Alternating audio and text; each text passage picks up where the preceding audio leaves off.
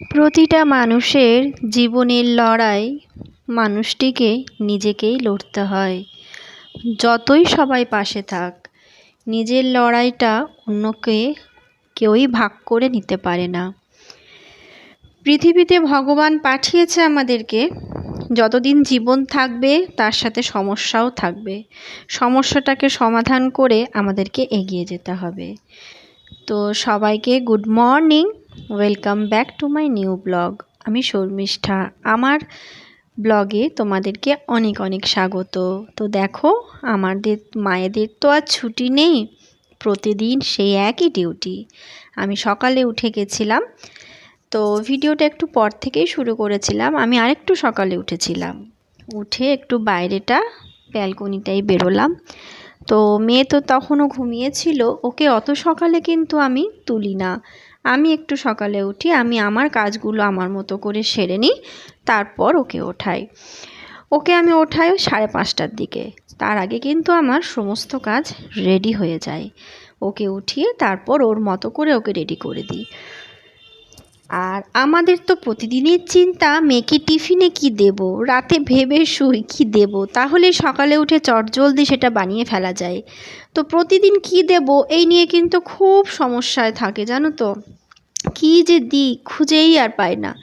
সেই রুটি, পরোটা, লুচি, নাই পাউরুটি, নাই কিছু, মানে কিছুতেই আর নতুনত্ব করে উঠতে পারি না খাবারের মধ্যে। তো তোমাদেরকে একটা কথা বলি, অবশ্যই আমাকে একটু কমেন্ট করে জানিও তো যে তোমরা বাচ্চাদেরকে কে কী টিফিন দাও, তাহলে হয়তো আমার একটু সুবিধা হলেও হতে পারে। তো আমি দেখো এই দিনকে একটু ওকে মিষ্টি ভাত করে দিচ্ছিলাম, মানে যেটা পোলাও বলা হয় আর কি। তো অত জুত করে অত সকালে তো হয় না, আমি ওকে এই কুকারে এটাই করে দিই, এটাই কিন্তু ও ভালোবেসে খায়। কারণ আমার মেয়ে একটু মিষ্টি জিনিস খেতে বেশি পছন্দ করে। তো সেই জন্যেই আমি ওকে এই পোলাওটা করে দিই। আবার কখনো কখনো ফ্রায়েড রাইসও করে দিই। সবজিগুলো রাতে ভেজে রেখে দিই, সকালে চালের সাথে নেড়ে দিয়ে দিই ঘি দিয়ে। তো আজকে আমি দেখলাম কি করে দিই। এই ভিডিওটা যদিও কিছুদিন আগেকার ভিডিও, তোমরা কিছুদিন পর দেখবে। আমি ডেলি ভিডিও ছাড়ি না, ভিডিও করে রাখি, তো আমার পরে ভিডিওগুলো ছাড়া হয়। তো দেখো এইভাবেই জীবনটা কেটে যাচ্ছে। মেয়ের টিফিন রেডি করলাম, জল রেডি করলাম, ব্যাগে ঢুকিয়ে দিয়ে তারপর আমি চলে এসেছি কিন্তু এই যে আয়রন করতে। তো না সরি, আমি তখনও কিন্তু জাস্ট কুকারটা অন করেছি, তখনও পোলাওটা রেডি হয়নি। কুকারটা চালু করেছি, পোলাওটা হবে, তারপর ঠান্ডা করে তারপর টিফিনে দেবো। তো ভাবলাম এই ফাঁকে ওর ড্রেসটা আয়রন করিনি, কাঁচা হয়েছিল। তো দেখো ড্রেসটা কত কুচুমুচু হয়ে গেছে। আর ওয়াশিং মেশিনে কি হয় বলো তো, জামা কাপড় কিন্তু খুবই কুচুমুচু হয়ে যায়, আয়রন ছাড়া সেটা পরা যায় না। তো সেই জন্য আমি ভাবলাম যে আমি মেয়ের ড্রেসটা এই সময়তে আয়রনটা করে নিই। তো কারা কারা ড্রেস আয়রন করে পরতে পছন্দ করো বলো তো। আমার কিন্তু খুব ভালো লাগে আয়রন করা জামা পরার, আলাদাই আনন্দ, মানে বেশ সুন্দর লাগে, আমার দেখতেও ভালো লাগে। তো মেয়েকেও চেষ্টা করি প্রায়শই আয়রন করা ড্রেসই পরে পাঠাতে। তবে ডেলি পসিবল হয় না, যখন ও এসে নিয়ে হ্যাঙ্গার করে ও জামা কাপড় রেখে দেয়, সেজন্য কুচুমুচুটা খুব একটা হয় না। কিন্তু কাচার পরে প্রথমবার যখন ড্রেসটা পরে, তখন কিন্তু আয়রন ছাড়া কিছুতেই আর পরাতে পারি না। তো এই হচ্ছে ব্যাপার। আর আমার জানো তো একটা কি, সকালে উঠে উঠে এমন অভ্যাস হয়ে গেছে, যেদিন হয়তো মেয়ের স্কুল ছুটি থাকলো, বা মেয়ে হয়তো স্কুলে যাবে নাটা কমই হয়, ছুটি থাকলো, সেই সকালেই ঘুম ভেঙে যায়। তারপর মনে মনে ভাবি না ঠিকই আছে, জানো তো, বেশি বেলা করে উঠলে কখনো কখনো কি হয়, সব কাজেই বেলা হয়ে যায়। তো আমাদের জীবন এইটুকুতেই সীমাবদ্ধ। সমস্ত কিছু নিজের হাতে করো, তারপরেও নিজের আর রেস্ট বলে কিছু নেই। তো মেয়ের তো পরীক্ষা আজ থেকে শুরু হয়ে গেছে, মেয়ে গেছে স্কুল পরীক্ষা দিতে। তো ওদের যদিও এটা পিপিএ, মানে অনেকে বলে পিপিএ 1, আবার আমাদের এদের স্কুলে বলে সিসিএ 1। তো এই 1 পরীক্ষাটা হচ্ছে 20 মার্কসের। 20 মার্কসের পরীক্ষা, খুব একটা বড় নয়, তবে জানো তো পড়তে অনেকটা হয়, নাম্বার অনেক কম মার্কসের। আর শার্ট আয়রনটা না হয় আমি করলাম, আর স্কার্টটা আয়রন করতে করতে অবস্থা খারাপ হয়ে যায়। কেন বলো তো, স্কার্টের এই কুচিগুলো আমি কিছুতেই বসাতে পারি না। তো একটা কুচি ধরি তা আরেকটা কুচি ছেড়ে যায়, আবার একটা কুচি ধরি তা আরেকটা কুচি ছেড়ে যায়, এরকমটা হয়। সকালটা আমার এই কাজেই চলে যায়। মেয়েকে স্কুল পাঠানোর পর হয়তো বাড়ির কাজে হাত দিতে পারি। রান্নাবান্না তো দূরহস্ত, রান্নাবান্নার জোগাড় তো সকালে করতেই পারি না। এই সকালটা গোটাটা আমার 7টা পর্যন্ত শুধু মেয়েকে স্কুলের জন্য রেডি করে পাঠাতে পাঠাতেই আমার টাইম পেরিয়ে যায়।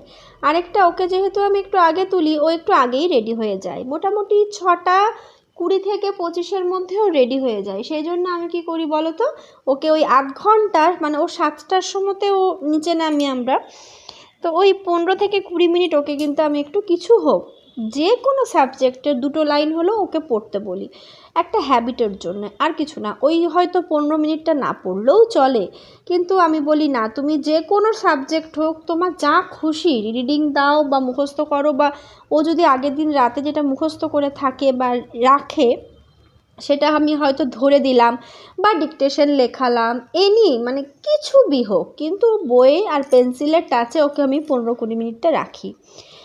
তো ওর ওটা এখন হ্যাবিট হয়ে গেছে, ওকে আমাকে এখন আর বলতে হয় না। ওকে ড্রেস পরিয়ে বসে ও নিজেই টেবিলের কাছে এসে বলে কি, মা আজকে কই কিছু দিলে না তো, মানে এবার দাও ওকে আর কি। তো মাঝে মধ্যে আমি ভাবি যে ও এটা, আমি ওকে জিজ্ঞাসা করি যে তুই কি আমাকে এটা রেগে রেগে বলছিস, মা তুমি তো আজ কিছু দিলে না। তখন হাসে, বলে না না তুমি দাও তো জলদি। মানে ওর হচ্ছে ওই 15-20 মিনিটটা ও করবে, তারপরে কিন্তু ওর ফোন দেখার টাইমটা অ্যালট থাকে, ঠিক আছে। মানে ও যদি 6:20-তে বই নিয়ে বসে, 6:45 পর্যন্ত ও খাতা বই দেখবে। আর 6:45 থেকে বা 7:50 থেকে 6:50 থেকে 7টা পর্যন্ত কিন্তু ও ফোন দেখবে, যতক্ষণ না নিচে যাব। তো সেই জন্য অস্থির হয়ে যায় তুমি আগে দাও দেখি কী দেবে। তো আমি কখনো রাত্রে যদি একটা ম্যাথসের পেপার রেডি করে রাখি, ওটা দিয়ে দিই, বা কখনো হয়তো ওয়ার্কশিট রেডি করে রাখলাম, ওটা সকালে বললাম যতটা হয় ওই 20-25 মিনিটে তুই লিখে পড়ে যা।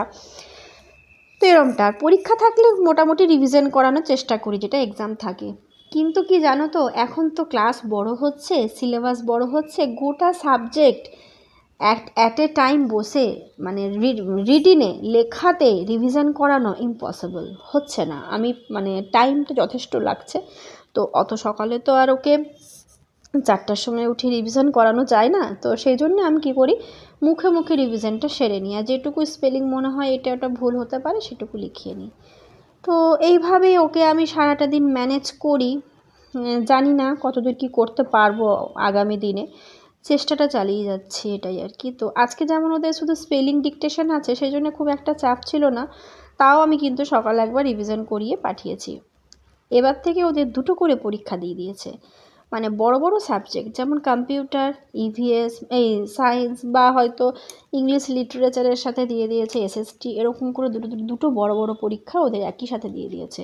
সেক্ষেত্রে কি হচ্ছে, 2টো সাবজেক্ট রিভিশন করানো খুব একটা সহজ নয়, কারণ কোনো কোনো সাবজেক্টে 3টে করে চ্যাপ্টার আছে, কোনো কোনো সাবজেক্টে 2টো করে চ্যাপ্টার আছে। তো সেক্ষেত্রে সেটা কিন্তু অনেকটা বেশি কঠিন হয়ে যাচ্ছে। তো দেখো, তোমাদের সাথে গল্প করতে করতে কিন্তু আমার আয়রনও কমপ্লিট হয়ে গেছে, আর এদিকে আমার পোলাওটাও কিন্তু রেডি হয়ে গেছে। তো দেখো, ঠিকঠাকই হয়েছে। একটু গরম আছে বলে আমি একটু হাওয়াতে রেখে দেবো, একটু ঠান্ডা না হলে টিফিনটা বন্ধ করলে অনেক সময় কী হয় বলো তো, জলগুলো মানে ভেপারটা জমে গিয়ে না খাবার নষ্ট হয়ে যেতে পারে। সেই জন্য আমি একটু ঠান্ডা করে তারপরে আমি টিফিনে খাবারগুলো ভরি। আর আমার মেয়ের কাজ হচ্ছে ঘুম থেকে চোখ কচলাতে কচলাতে উঠে আগে বলবে, মা তুমি টিফিনে কী দিয়েছো। তো যেদিনকে দেখি যে না ওর মনটা ভালো হবে সেদিন বলে দিই যে এটা দিয়েছে, যেদিন দেখি না ও তো এটা ঠিক পছন্দ করে না আর আমারও উপায় নেই কী দেবো, সেদিন আমি ওকে বলে কি, আর তুই স্কুলে গিয়ে দেখবি কী দিয়েছে, আমি আর অত বলতে পারছি না কী দিয়েছে। তখন ও বুঝে যায় যে নিশ্চয়ই আমার ফেভারিট কিছু নয়, নাহলে তো মা বলে দিত। তো দেখো, ও ঘুম থেকে উঠে এখন ওই বসে বসে আয়েশ করছে, ওখন হাই তুলবে, হাত পা মোড়া দেবে। ও বুঝতে পেরেছে কিন্তু যে মা ভিডিও করছে, দেখো হাসছে, হাত পা মোড়া দেবে, তারপরে এসে আমাকে একটু জড়িয়ে ধরবে, একটু আদর আদর খাবে। তো এইগুলো করতে করতে দেখো, ওই ঘড়িতে আমার কিন্তু এখন 5:30 বাজছে। 5:30 মানে তুমি মোটামুটি তখন হয়তো 5টা, আমার এই ঘড়িটা প্রায় 15 মিনিট ফাস্ট, মানে 5:15 না, 5:15 এরকম বাজবে আর কি। তো এইভাবে ওর জীবনটাও কেটে যাচ্ছে সুন্দর করে। আমারও মনে হয় ওকে নিয়ে আছি তো বেশ ভালোই আছি। আর তারপরে আমি চলে গেছিলাম আমার বান্ধবীর বাড়ি। ওর কাছে মোটামুটি কি হয় জানো তো, মানে প্রায়ই ও আমার কাছে নয়, আমি ওর কাছে খাওয়া দাওয়া লেগেই থাকে।